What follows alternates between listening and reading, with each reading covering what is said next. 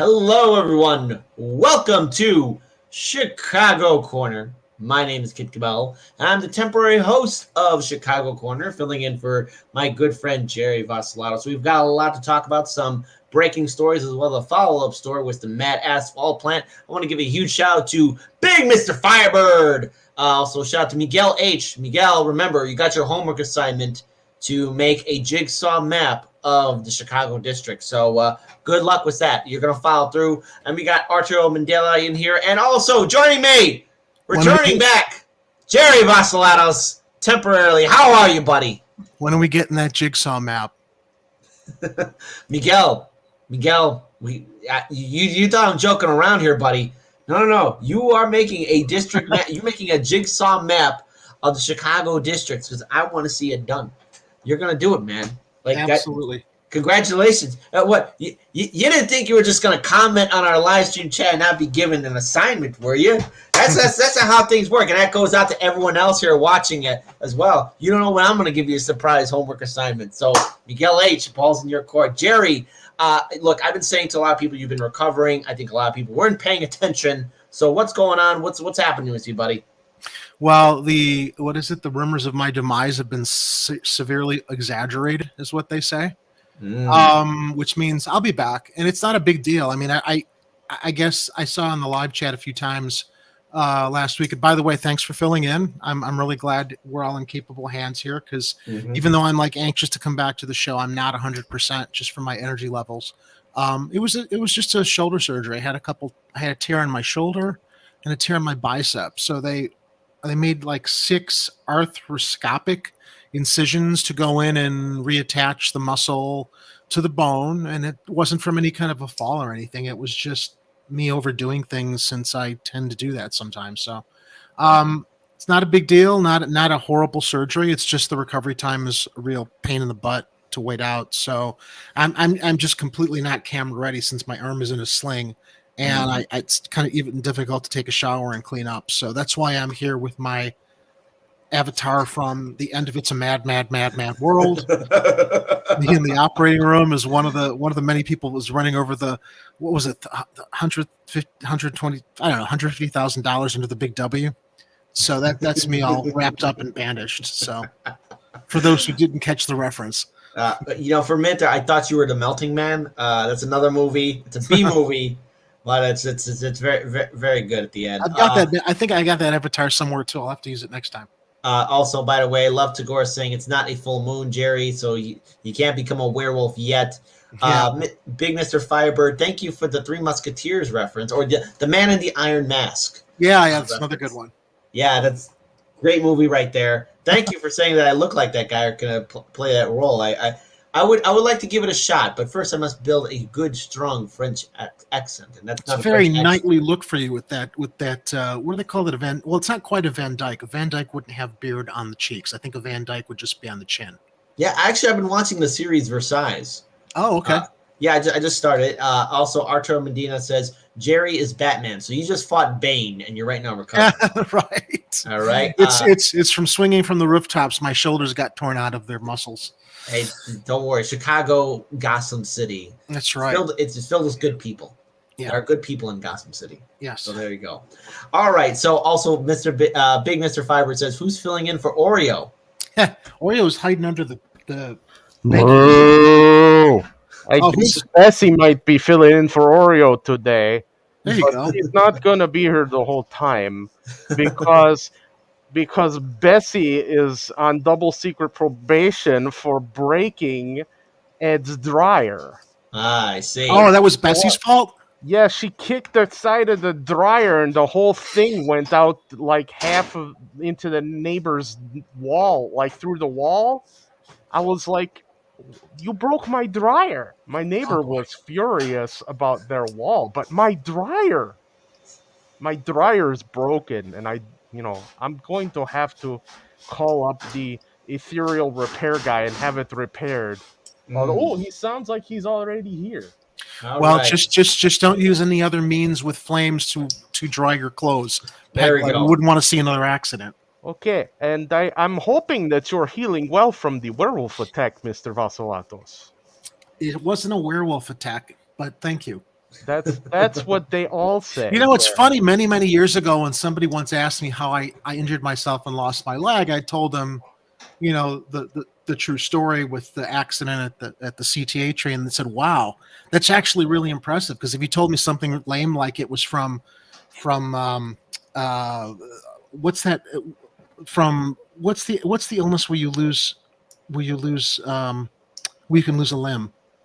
A phantom limb, right? No, not phantom What, pain. like leprosy or Yeah, no, not leprosy. It's like when your like blood diabetes or diabetes. Yeah. They said to me, because if you told me it was because of diabetes, I would have told you to like use the excuse it was a shark attack or something. So I said, no, the real story is actually like impressive enough. So All that right. probably hear the Shark drills attack, and all werewolf the attack. construction equipment they're using to repair the dryer. I think they went and got all of the tools, which is awesome.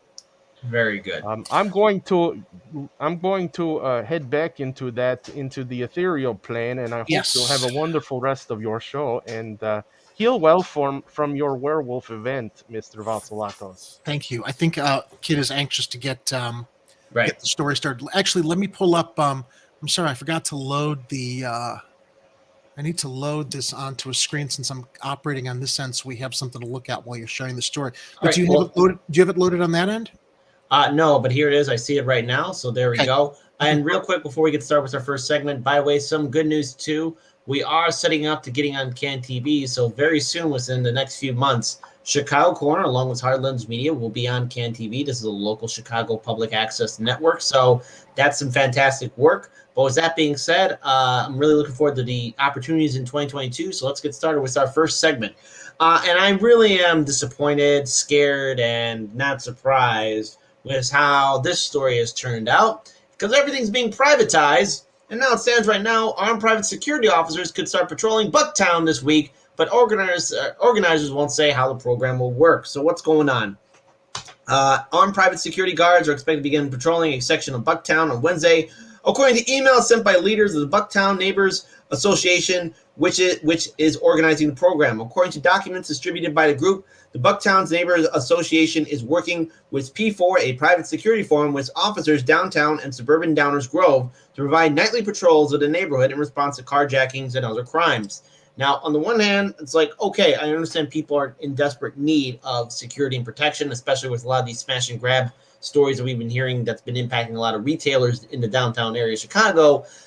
But again, by relying on private security firms, I fear that we are opening up a Pandora's box that might cause some ethical problems.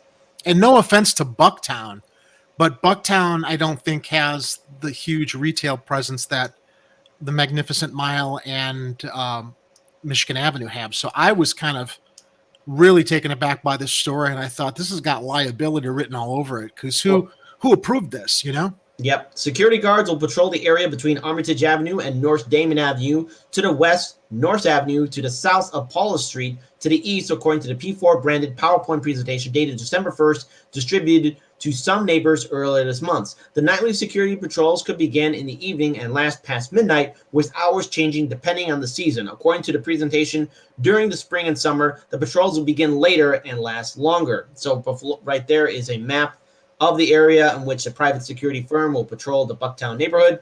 The Bucktown Neighbors Association has insisted on communicating only through an anonymous email address, and it has been made and it has not made any of its members available for an interview. That's particularly chilling.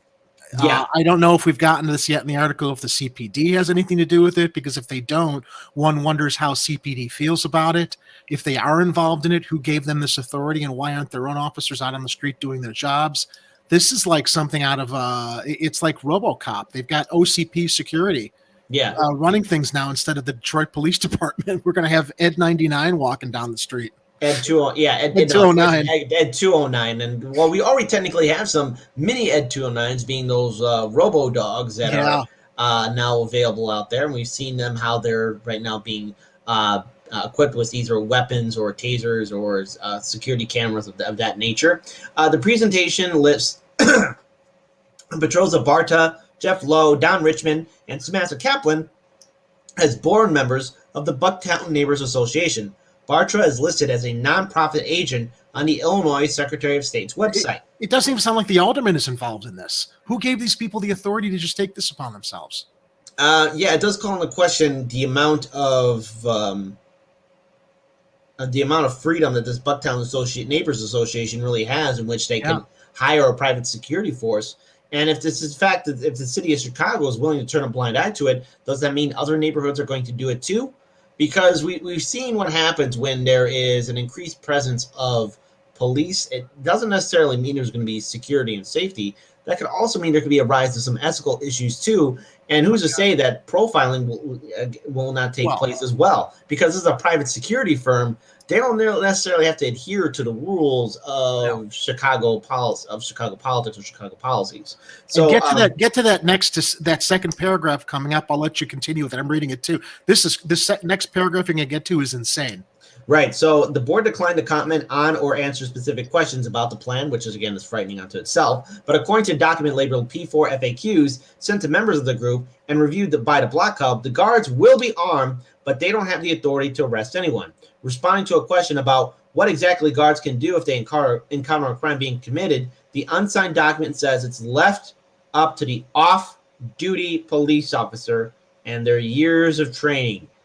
So they can't arrest anybody, but they're armed, which means if they claim that they feel that their lives are in danger, they can shoot people. This kind of sounds perversely like what we hear at protests with people who decide to go in with AR-15s and then say they fear for their lives and not have to be accountable for wandering in a situation where there's no oversight.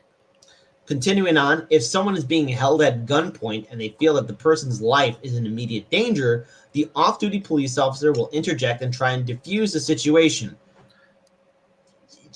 There's only one way that's going to end. That's like a vigilante. We're basically reading what we're reading here is this is an authorized vigilante because we don't know if the alder person of the ward has approved of it. We don't know if the Chicago police have approved of it. They're making statements that they have no arrest powers, but if they feel that they're in danger, they're armed so they can handle the situation how they want. This is the slippery slope to this is unbelievable. Could you actually highlight TrueDemocracyNow.org's message? Put it up there. It's True Democracy Now. Hopefully these mercenaries won't kill too many of the residents in their neighborhood doing their jobs. Can we just keep it up there? Just because, again, sure. That's what you call this private security firm. They are mercenaries at this point. Yeah. Continuing on, while they are off-duty police officers, they do not have arrest powers or jurisdiction to make the arrest. So then why hire them in the first place? Right. It must really be a life-saving event, according to the document. And that could be anything. When asked how often guards shoot their guns in other neighborhoods they patrol, the document says P4 has intercepted several major incidents at HOB, and none of our officers ever discharged a weapon or have even pulled their weapons out. This is a last resort and should only be used as life-saving is House of Blues. No, not necessarily. Continuing on. But it might not be. It is not clear what HOB was referring to. P4 did not respond to a request for comment. A lot of unknowns. In a letter sent to neighbors November 11th, the Bucktown Neighbors Association briefly described its intention to hire a private security patrol and ask for funding. To help deter the rash of crime in Bucktown, neighbors between Winchester and Polina are organizing a private security patrol, the letter reads. There are similar patrol programs in place in nearby neighborhoods. Our program is being coordinated by the newly established nonprofit the Bucktown Neighbors Association. When first reached for comment last week, the group's members said in an email they were looking into various safety strategies and do not have a timeline to share for when a security patrol could begin. But the patrol will begin Wednesday, according to an email sent to neighbors by Kaplan about a Slack channel being set up to communicate with security guards. In an email dated December 7th, Kaplan wrote, "The Slack channel is live, but we cannot start to communicate with officers until the patrol begins on December 15th. Today is December 14th. That's going to be happening tomorrow." When asked to confirm the start date for the patrol, the group's members said in the email Friday they believe the program will start December 15th. We do not know for sure and are still in negotiation with them. It's possible that it's pushed back, at which case we can communicate with the neighborhood. You need to start communicating with the neighborhood now. And I want to read this idea from Arturo Medina. That is a bad idea because private security is not a figure of real protection. They are gunheads that want to shoot first. Now, again, it's very interesting how this has been going on. Where are the aldermen? Where is the mayor? Where are our city officials. But after Block Club reporters sent questions asking how the patrol will be managed, what oversight mechanisms will be in place, how a security guard would react to possible crime, and how the security company was selected, the Bucktown Neighbors Association again declined to answer. And I want to bring up something real quick. When I was still in college and I was working retail during the summer, when I was on summer break, I worked over there at Bed Bath & Beyond. And one of the things they told us is, don't be a hero and chase after a thief. If someone steals a product, just write it off. Just there, you saw someone steal it, because they had an employee a long time ago run and chase after a guy. A lot of security guards don't do that either. They just let it happen, write it off. That's it. Now, occasionally you do see, crimes being stopped, but again, these are security guards, and the Bucktown Neighbors Association, they're not giving any clear answers on how anything is going to be implemented. This is a recipe for disaster, and dare I say it, one of these security guards could take the life of an innocent person, or profile the wrong person, hurt somebody, take their life. We've seen this happen before. There's a lot of unknowns and a lack of accountability, and already I could see this getting out of hand very soon, and a lot of legal questions being brought up. Jerry, I know you wanted to comment. Well, our police department already does all that. Yeah. Violates people's civil rights, shoots the wrong person, escalates the situation. Now, I see that this story broke this morning at 7:55 a.m. by Quinn Myers over at Block Club Chicago. I haven't heard anything else in regular news cycles about this yet, although I must admit I haven't really been looking for more information on this story. I do kind of keep an eye on Twitter, and I haven't seen anything about this. This is insane. We have our problems with regular law enforcement as it is, that this neighborhood block group or just decided to take it upon themselves. I don't even know how this is legal. And the liabilities that are going to escalate, we already know that the city is going to be paying out millions of dollars to victims of the Chicago Police Department when they bungle things. When these security guards bungle things, who's going to be held accountable? I'm surprised the mayor's not all over the news. I'm actually kind of surprised that John Catanzara is not all over the news, as much as I can't stand him, which makes me wonder if this group is in some way aligned with CPD, that they haven't opened their mouths about it. Well, here's some comments from some of the residents. Ken Tyler, who's lived in Bucktown since the late 90s, said he talked to several neighbors involved in organizing patrol, but has concerns about how it will work.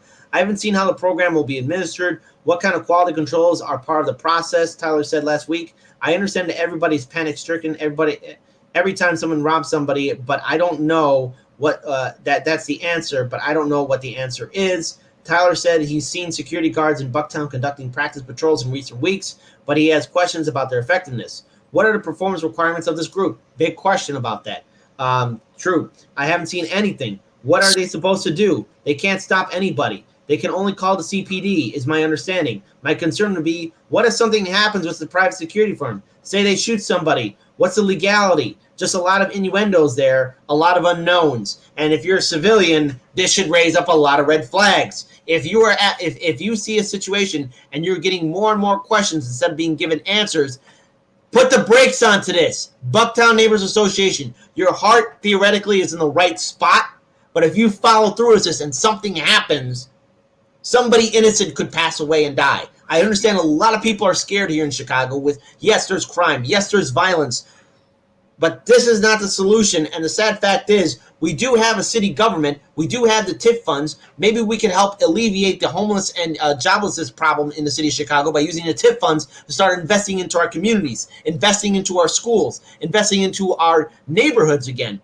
Maybe that's a bridge too far for some of our politicians, because we got a lot of the lawmakers right now sitting on their hands. And if this thing follows through, and if one of these security guards makes a bad decision, somebody innocent could lose their life.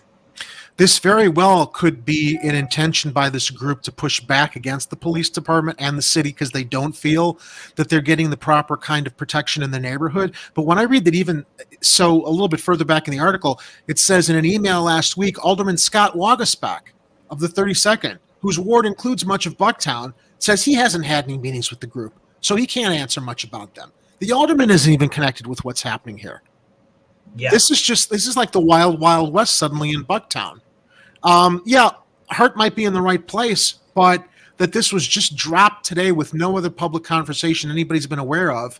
And you wonder what kind of precedent it's going to set in other neighborhoods if they can do it. then everybody can do it. I can't imagine Lightfoot's going to be that thrilled with this. So I'm waiting to see what the other developments are on this. At this point, with the action of Mayor Lori Lightfoot, Well, she's out. She's out to lunch anyway. I will be surprised if she even considers rerunning again in 2023. Yeah. And let's be very clear here. I had a lot of high hopes for Mayor Lightfoot and her administration. Started off with a bang, and right now it's ending in a sad whimper. That's what I have to say about Mayor Lightfoot and her administration and the ineffectiveness of her policies. Where is Mayor Lightfoot in this? She, again, should be speaking out about this or commenting on this or maybe putting a break on this, because I already see more problems coming from this. 2023 is the next Chicago election cycle, and I think at this point we need a brand new mayor. We need a brand new city council. We need to get more people involved. And that's the purpose of this channel, to actually get Chicagoans to understand when election day is going to take place in Chicago during the 2023 election cycle, and also who's running for office. Because for too long, I think a lot of people in the city of Chicago have been made unaware about when the elections are taking place, who's running, and why we need to vote some of these bastards out. Because look, we need real effective leadership, and we need to start using those damn TIF funds. Chicago isn't broke. If we start investing in our city, I know, maybe we can end some of the crime here. I'm not trying to create a rosy scenario, but this situation of relying on private security firms, or either that, getting more police on the street, I understand people are frightened. But if we look at every situation as though we have a hammer and everything's a nail, it's not going to solve anything. We need to diversify our tool set and actually start reinvesting and rebuilding the city, and maybe ending the violence in different ways. I understand that there's crime. I understand there's violence. Yes, this is true. But there's a bigger issue here in Chicago, and that is unchecked corruption. And when you have unchecked corruption, you have situations like this where you have a recipe for disaster with this private security firm that could, I don't know. There's a lot of unknowns. I'm asking a lot of questions. Not even the Chamber of Commerce knows what the hell's going on, because further in the article, the executive director said they're waiting to learn more about the security patrol. And if this is a Chamber of Commerce thing, if it was a the Chamber of Commerce already offers a rebate for businesses that want to hire private security services for their own businesses, but this security service is like covering the whole neighborhood. So, and the fact that they won't answer questions, somebody's got to get to the heart of like, who put this thing together, and why aren't they being held accountable for answering the questions that people in the neighborhood ought to know? I mean, I'm sure that they're thinking that, well, this is going to put a bite into crime and scare, criminals from acting in the neighborhoods, but yeah, all the unanswered questions. And also to what you just mentioned, Kit, what you mentioned and what you proposed are longer term solutions that we've just been kicking the can down the road for years. Unfortunately, despite the fact we have TIF funds and we want to invest in these communities, that's a longer term issue that would take time to resolve itself, that there is no time left now. I mean, this has basically gotten to where it's gotten now because we've kept kicking that can down the road. So, yeah, we just need someone. We need new leadership is what we need. New leadership that's going to open up those TIF funds and start investing in the neighborhoods, because this is where that kind of control of the purse strings gets us. Yeah. And I want to read that statement right there in the paragraph. In a statement, the Chamber of Commerce member said they will continue to be an advocate for small business community and our neighbors in doing what we can do to support crime reduction strategies. And we encourage the Chicago Police Department to dedicate additional resources to our business district. Look, I understand there's a lot of small business owners that are being impacted by this heavily. There is, again, look, here's the thing. With the aftermath of 2020, the problems that were in 2020 followed us in 2021 and are going to follow us again in 2022. And things have gotten worse because our government at the federal, state, and city level have abandoned the people. And this is a nationwide issue, just not exclusively here in Chicago. Long-term solutions are this. We need a city government here right now that's going to invest in the people, provide job relief, social programs to help out working class citizens. We have the resources to do so. And I understand that, yes, there's going to be crime. No doubt about it. There's crime and violent people and bad guys out there, okay? That's a real fact. And Chicago has its situation with it. I understand that. But there are ways in which we could turn things around, because right now in this economic uncertainty, in this neoliberal nightmare that we are in, a lot of people are desperate. A lot of people are afraid. A lot of people are scared and don't really know what lies down the road. And in this political environment, especially here in Chicago, relying on a private security firm where there's more questions than answers, it needs to be put the brakes on it right now until there's a clear plan about what exactly is happening. The article goes on to say, Kit, that this seems to be a response to carjacking. So you've got it says this fall, local alder people and police organized community meetings to raise awareness of the surge and provide updates on police strategies being implemented to deter carjackings and other crimes. So obviously CPD didn't implement anything to protect to deter carjackings. So then you've got the organized community meetings probably having this come up, being suggested by someone at the meetings, and lo and behold, bang, now we got these guys rolling around the neighborhood that are being given carte blanche, not just to protect residents from carjackings, but they've got all these other powers now that are associated with being a security guard in the neighborhood. Again, probably well-intentioned, but their overreach now is completely unsupervised and unaccountable, and is going to cause potentially a lot of problems because CPD apparently didn't implement something to allay the community's fears with the rash of increases in carjackings. Agreed. All right, so a final note for this. Tomorrow will be December 15th, the official start date. We'll see what happens, because we're going to talk about it on Friday's show if there's an update to this story, but yeah, I am really concerned about this.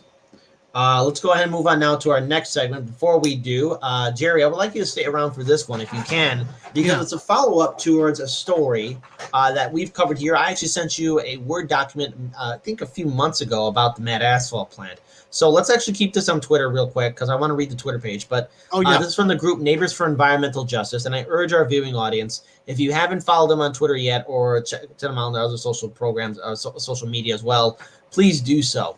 They have been for years, not for years now, but going on since 2018. So I think it's fair enough to say 3 years now. Against the Mad Asphalt Plant. For those of you who don't know what the Mad Asphalt Plant is, it is an asphalt plant that was built in 2018. No one in the city of Chicago, state of Illinois, or Cook County informed the residents of the 12th Ward of its construction. The Mad Asphalt Plant was built next to a 70-acre green space public park. There are homes, apartments, small businesses, 2 schools, and a community center with an open pool by this asphalt plant.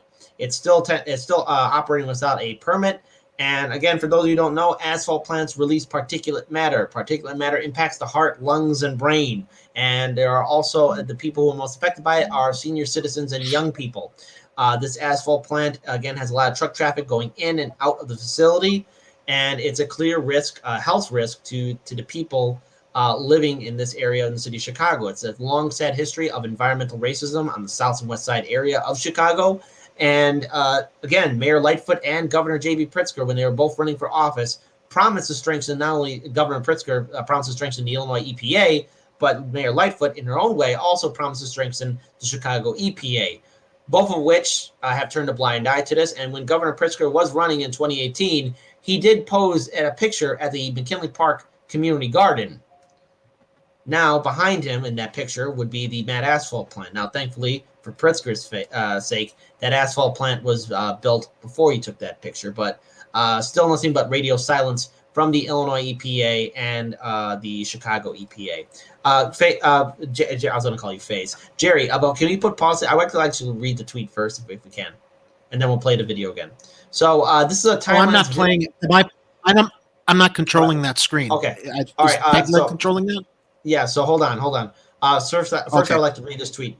So this is a time-lapse video from October of what happens to our air quality when Mad Asphalt Plant starts up overnight. Notice how the AQI spikes to red light after you see the first emission. So again, air quality control. So let's go ahead and let's rewind back to the beginning of this. If you can, let's play it. And I want to keep on playing it because it's going to be continuing on. So here's the Mad Asphalt Plant at night. All of a sudden, we see the emissions starting to rise, the air quality being called into question. Oh, there it is. Dangerous right there. It's the spike. Right there. Yep. I want to keep this video playing, please. Still getting worse. Now, of course, this is Twitter, so the video is going to keep on playing.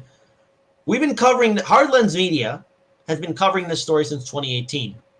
We have numerous videos, audio recordings, interviews about the Mad Asphalt Plant.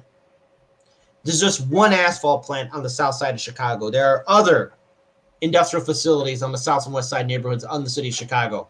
And I want to remind our north side brothers and sisters that what impacts the south side and west side areas of Chicago impacts all of you as well. We all breathe the same air. We drink the same water. There's still lead in our drinking water. And these pollutants are being released onto the south side of Chicago. Don't wait up. It's coming to you too. It's impacting your air, your water, your community. We are all in this fight together. I think that I'm not surprised by Lightfoot's response at all, because she just rides both sides of the fence on everything. I will say I am rather disturbed and a little bit surprised at Pritzker's response, because he seems to have been much more involved and responsive to things like that are brought to his attention. I think that the fight regarding this kid is going to have to go over our local municipal leaders' heads and really be put right at the feet of the governor and the state of Illinois, because our local politicians are doing nothing about this at all. They don't care.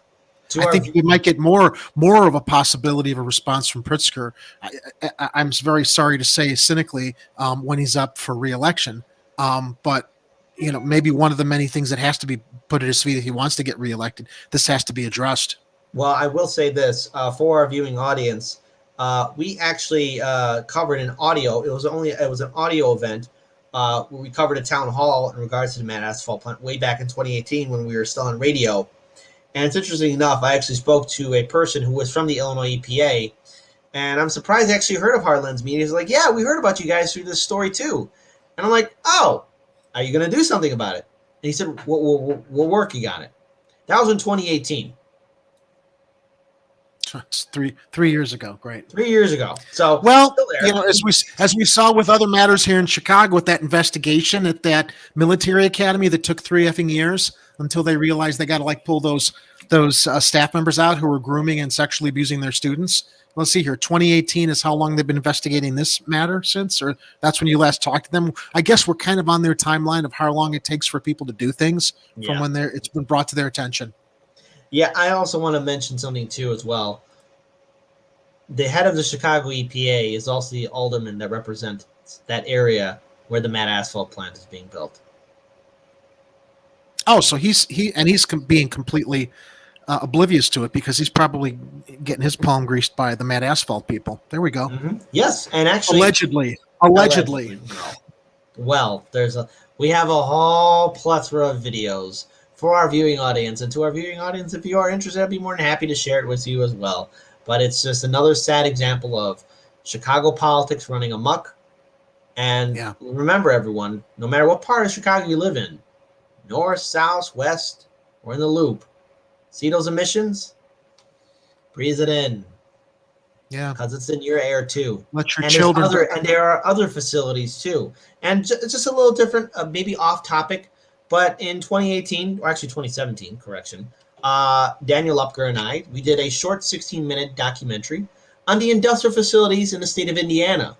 And these industrial facilities are dumping regulated toxic waste into Lake Michigan and into the air too. But the solution is dilution. So what they do is they mix water into the toxic waste and then mix it up and then put it into Lake Michigan. And that's all safe and fine.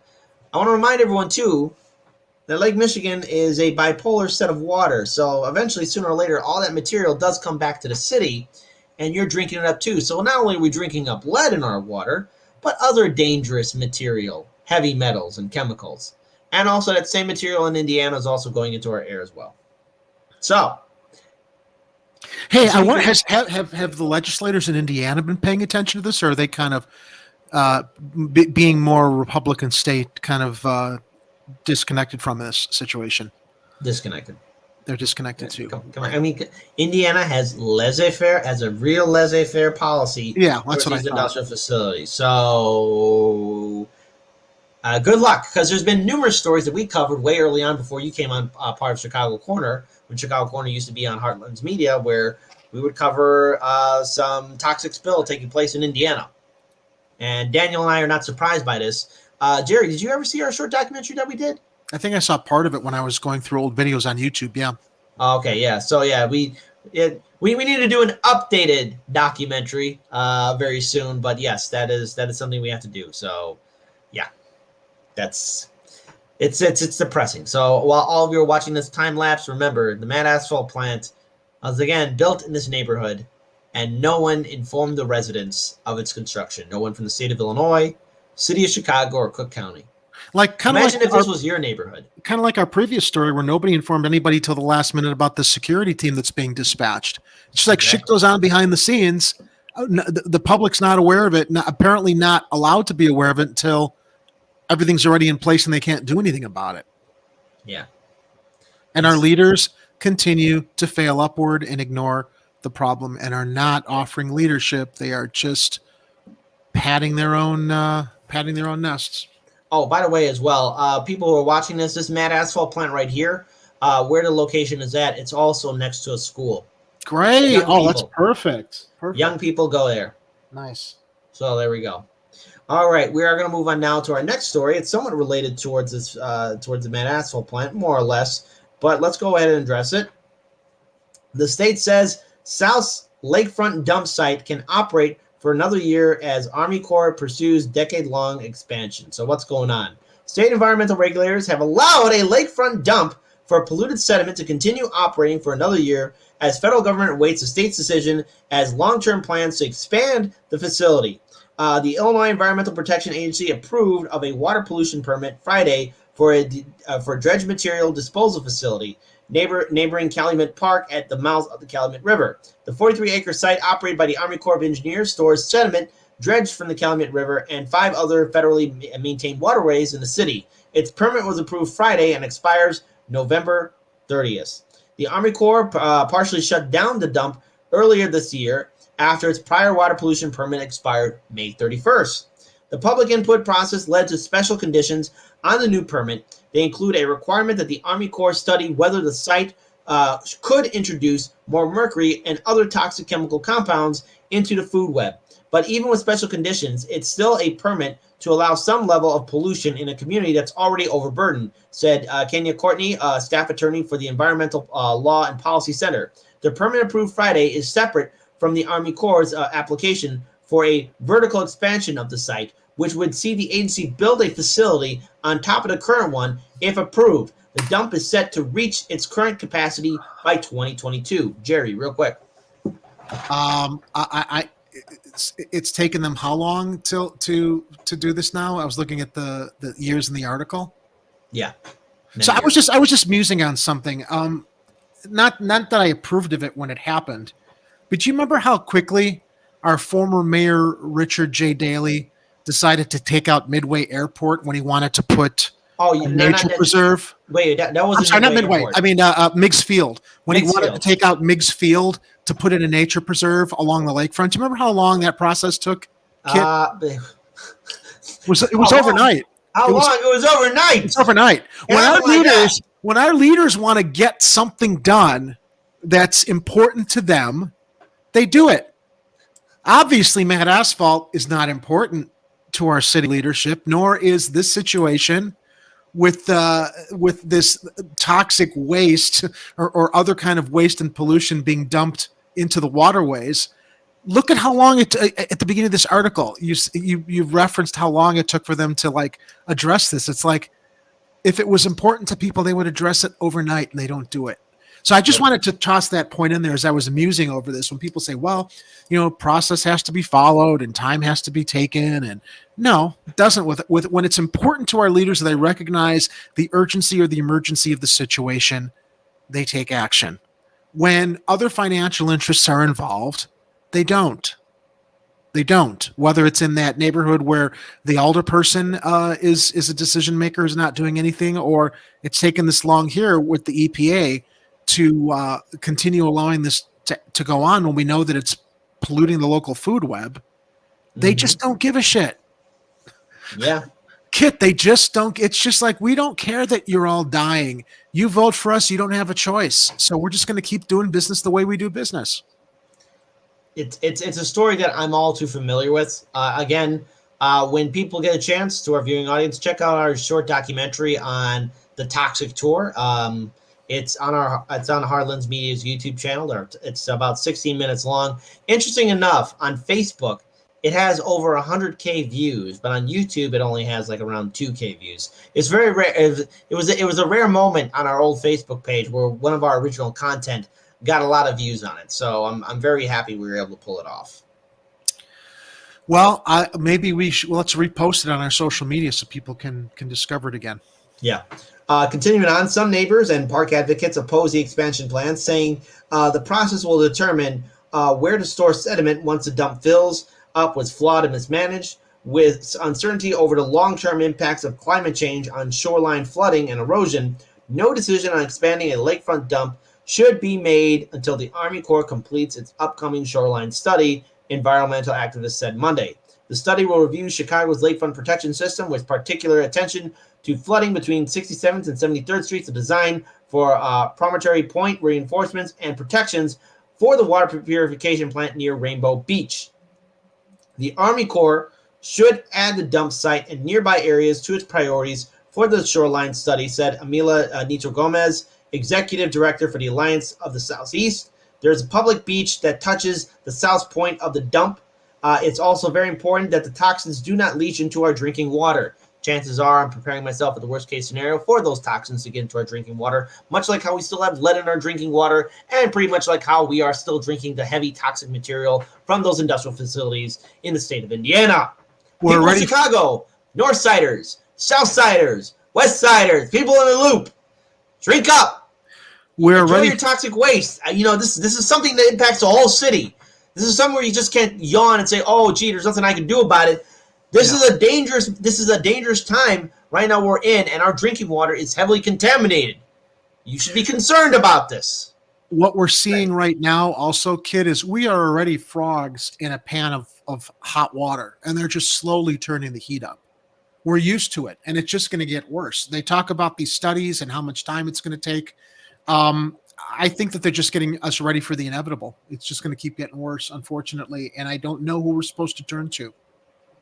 Critics also say the Army Corps is reneging on their commitment to return the lakefront property to the Park District once it reaches capacity. The expansion will likely delay plans to restore the dump to parkland by at least 25 years. The Army Corps maintains the site will be open space in perpetuity once the facility closes. Activists are reaching out to legislators and other public officials, advocating to close and restore the dump site once it's full, said Unita Irez, Friends of Parks executive director. As our legislators are working on implementations related to the new infrastructure bill and other federal processes, we're updating them and looking for places where they might be able to intervene. An Army Corps spokesman did not respond to requests to comment on Monday. Southsiders' frustration over the permanent extension goes beyond the dump itself. It's about the cumulative impact of recent developments around new and expanded industrial sites in the community. The Army Corps' permit was approved one day after the city held a virtual meeting to discuss its health impact assessment of the proposed Southside Recycling metal shredder.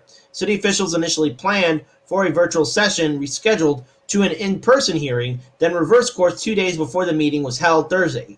The changes caused confusion and challenges for attendees, Health Department spokesperson Yvonne Savolin said in a public notice. The permit was also approved a week after apologies, acquired 140 acres at the 11118 South Buffalo Avenue, according to Business Now Chicago.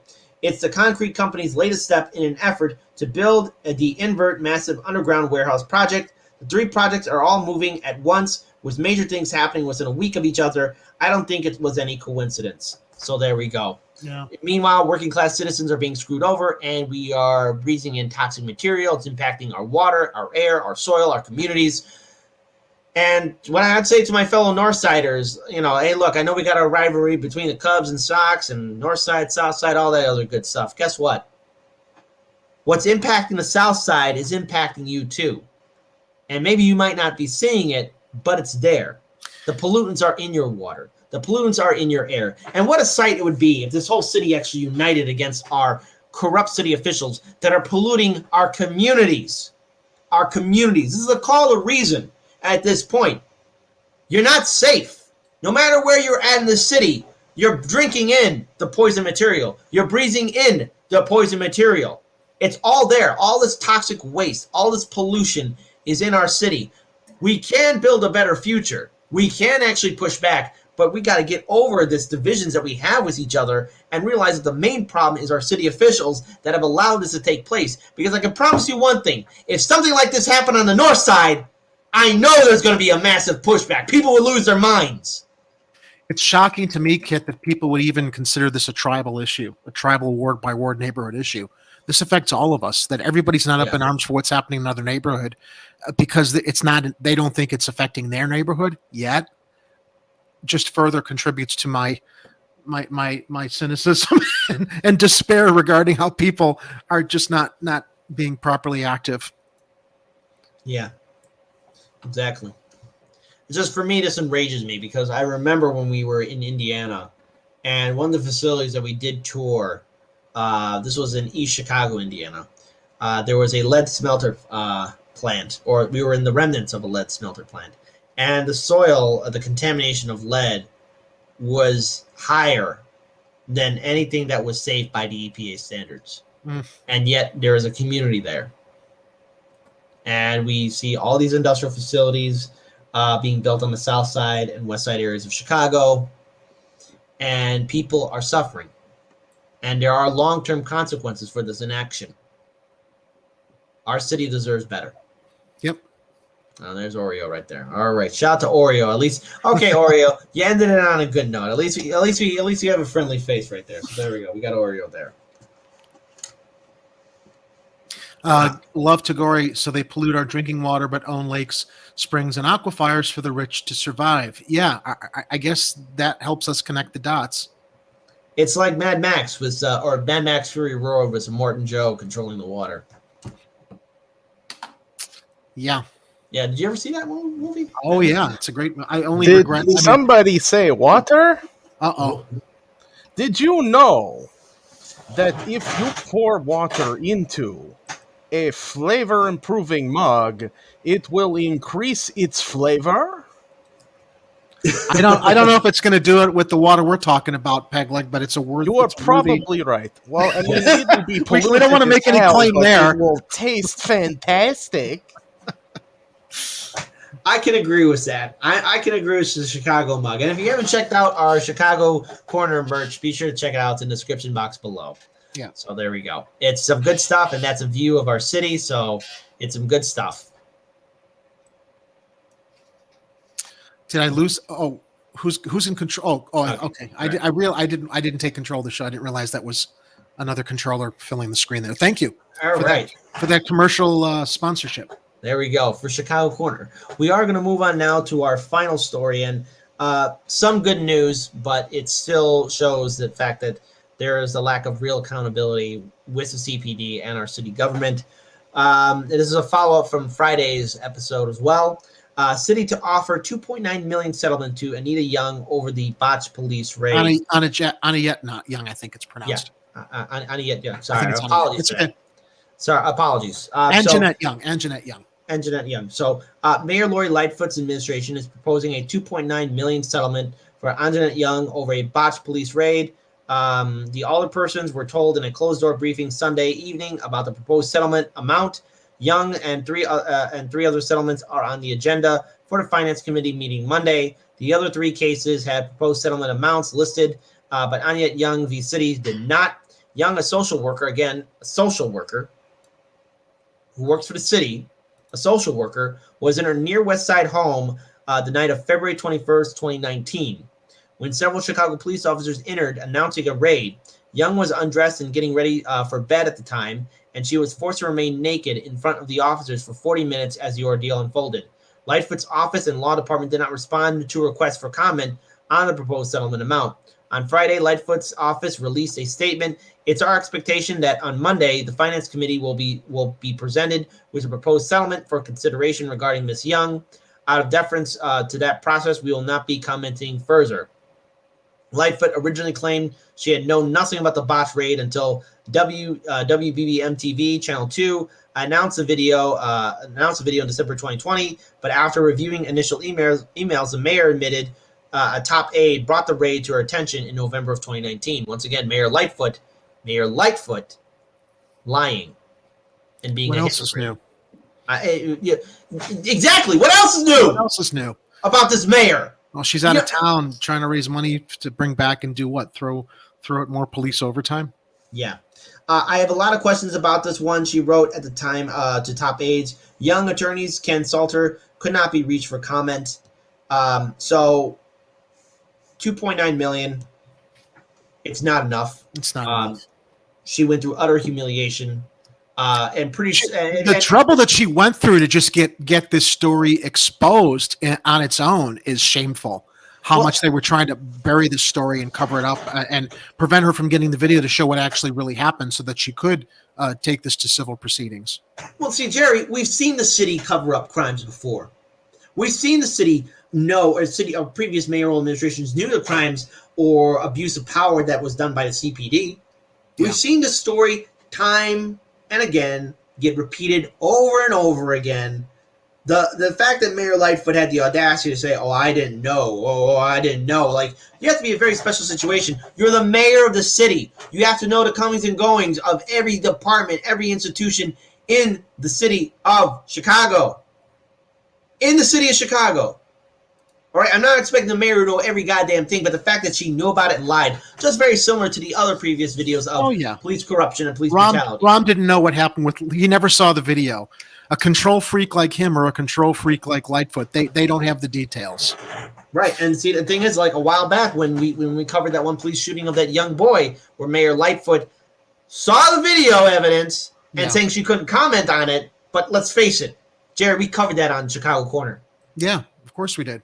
Hey, listen, there's another story that I had linked in the show note description. Maybe you didn't see it, but I do want to take a moment. It's our feel-good story. As much as I'm glad that Anjanette Young is getting some justice, I think that this is something that, as we always say, we always are fearful that we're bitching and moaning here. What are the solutions? I have a solution to a problem. I'm going to add it to the stream and read from the story here real quickly. Go ahead, take it away. Arturo, Department of Finance and City Hall is always paying out money. Yes, but not to the right places. Okay, so this story comes from Blog Club Chicago, Quinn Myers. Mm-hmm. This is how our viewers and listeners can help older Wicker Park residents get holiday meals while supporting a local restaurant. So you'll be helping support a local business as well as getting meals to older Wicker Park residents. The Wicker Park Committee is partnering with the Perch to provide holiday meals to older people in need. Wicker Park Community Organization is asking for donations for its holiday meal matchup program, which delivers restaurant quality meals to neighbors. Funds raised before December 22nd by the Wicker Park Committee will go towards buying holiday meal boxes from the Perch, 1932 West Division Street. Each meal will then be delivered to older people in Wicker Park. The initiative started last year when Wicker Park Committee members were looking for ways to help neighbors and support the local restaurant industry, which was struggling due to COVID-19. We were like, well, people need meals and businesses are hurting, said Leah Root, communications director for the Wicker Park Committee. Why don't we partner up with the local businesses and we'll buy holiday meals and deliver them to low-income neighbors? The group ended up delivering more than 200 meals from Ina May's Tavern, 1415 North Wood Street, to 2 senior residences in the neighborhood. Meal options this year from the Perch will include a ham dinner or a filet. Each meal costs $20. We would love to match the number of meals that we delivered last year so people can just give $20 to sponsor one meal, and I hope many of you will, or you can give as much as you want, Root said. Donations can be sent via PayPal. Scrolling down the page here to get to that part. Can be sent via PayPal to the Wicker Park Committee. Meals will be delivered by December 23rd, so donations should be sent by December 22nd. All money goes directly to buying meals. Now, let me also mention on another point. I think this is a fantastic initiative for people to donate to. However, here's another group that you can donate to and get something for your dollar. This has been my local holiday charitable contribution campaign. And that is if you contribute money to our link at Chicago Corner, our community fundraiser, all the money will be going to the night ministry, which actually provides the same services throughout all of Chicago that this story just shared with us from Block Club Chicago will just for the holiday via the Wicker Park Committee. The night ministry provides meals through their bus that visits neighborhoods all throughout the city all year round.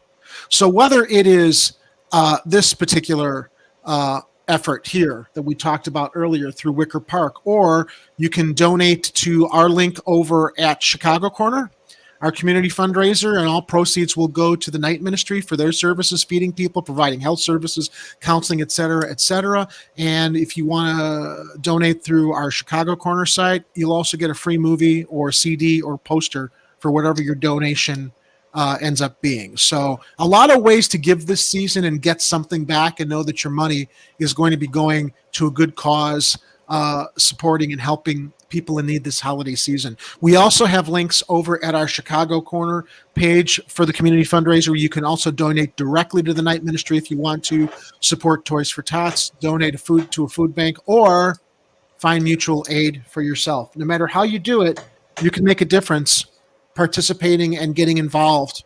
And that's why I like closing the show whenever we do it on some kind of a story that can inspire and hopefully promote people to give back where they can to make a little bit of a difference, especially during this holiday season. Agreed. Well said, Jerry. Well said indeed. So now look at this in the live chat. Little is sharing. Newark is trying to pass an ordinance against handing out food to the homeless without a city permit. That doesn't surprise me. You know what? Fuck Newark. And I would just say ignore what Newark is trying to do.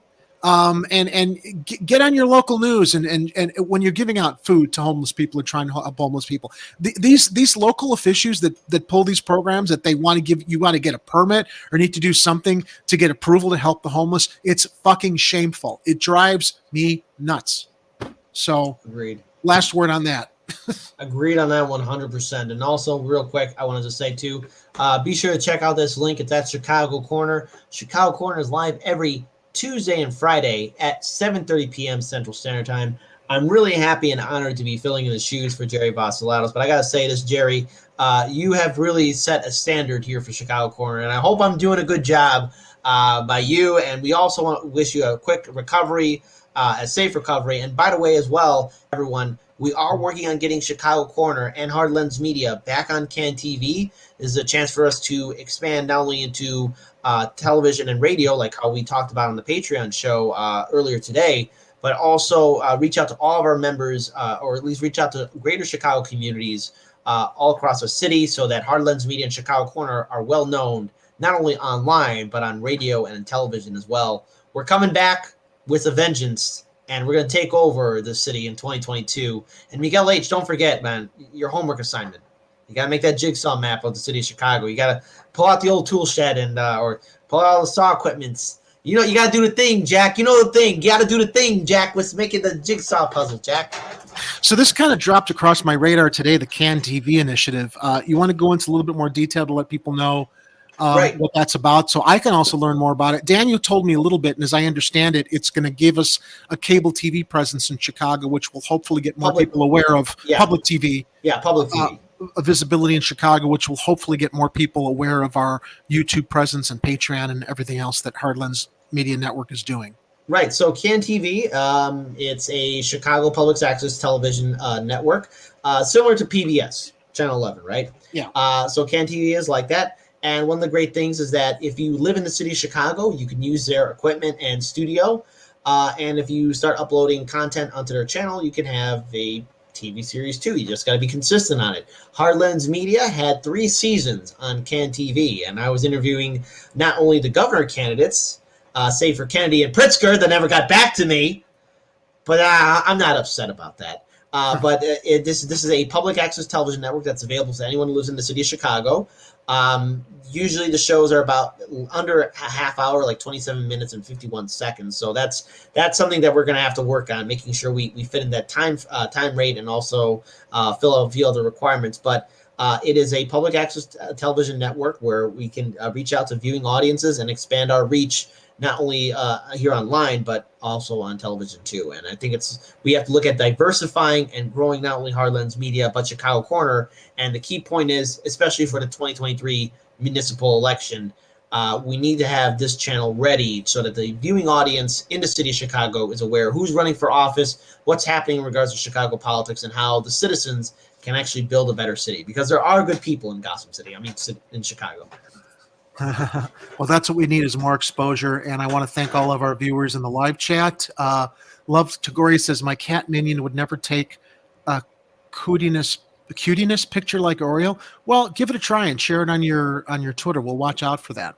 Yeah, there we go. Yeah. Dude, where's my car? I wish James Gandolfini was still alive. He would be pissed off. Yeah, and all this bullshit about municipalities criminalizing helping the poor, and we lost a good one with Gandolfini. Yeah, James Gandolfini, great actor, and if you I don't know if you ever saw the documentary series about how the actors from The Sopranos reacted to his passing away, but it was a really heartwarming goodbye, but it left an impact in Sopranos. Still a work of art. Excuse me.